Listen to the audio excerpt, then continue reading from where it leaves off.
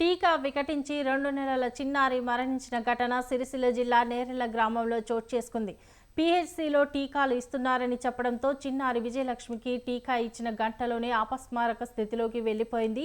హుటాహుటిన సిరిసిల్లలోని ప్రైవేట్ ఆసుపత్రికి తరలించగా అప్పటికే మరణించినట్లు వైద్యులు తెలిపారు. డాక్టర్ల నిర్లక్ష్యంతోనే చిన్నారి మృతి చెందిందని ఆరోపిస్తూ నేరెళ్ల పీహెచ్సీ ముందు బాధిత కుటుంబ సభ్యులు ధర్నాకు దిగారు. న్యాయం చేయాలని రోడ్డుపై బైఠాయించారు. ఉద్రిక్తంగా మారడంతో పోలీసులు భారీగా మోహరించారు. ధర్నా చేస్తున్న వారిని పోలీసులు అరెస్టు చేసి పోలీస్ స్టేషన్ కి తరలించారు.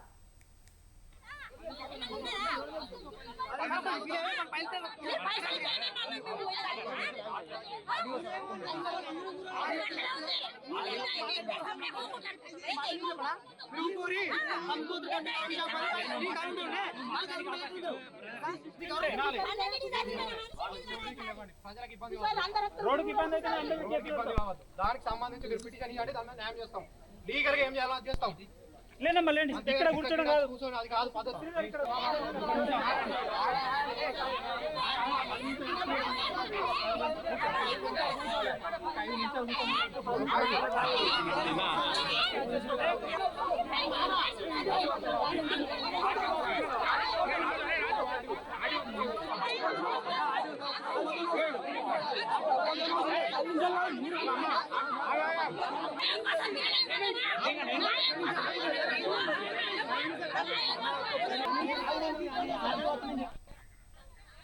టీకా వికటించి 2 నెలల చిన్నారి మరణించిన ఘటన సిరిసిల్ల జిల్లా నేరెళ్ల గ్రామంలో చోటు చేసుకుంది.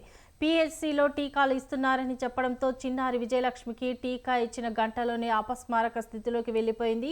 హుటాహుటిన సిరిసిల్లలోని ప్రైవేట్ ఆసుపత్రికి తరలించగా అప్పటికే మరణించినట్లు వైద్యులు తెలిపారు.